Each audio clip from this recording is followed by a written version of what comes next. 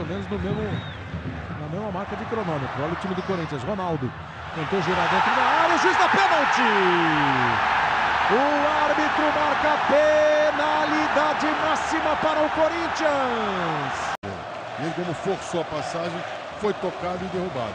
Para mim foi pênalti.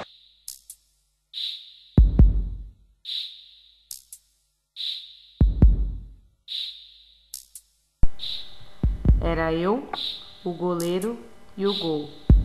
O Ronaldo me deu a bola do jogo. Estava 0-0 e aquele pênalti poderia decidir o campeonato.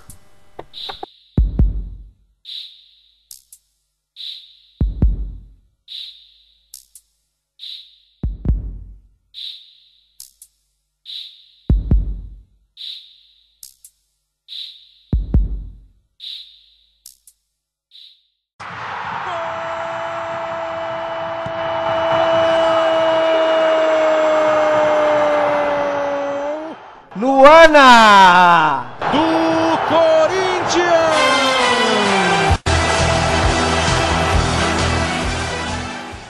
É gol, explodem corações, lá na camisa 12 luz, valentes gaviões.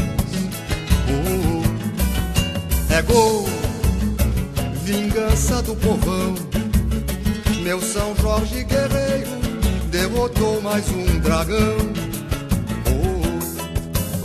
Tira dos olhos do povo a lágrima da humilhação.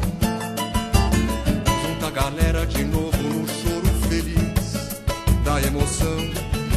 Briga, sacode a poeira, levanta a bandeira, tribo soberana. Mais que brasileira, és corintiana, tu és a mais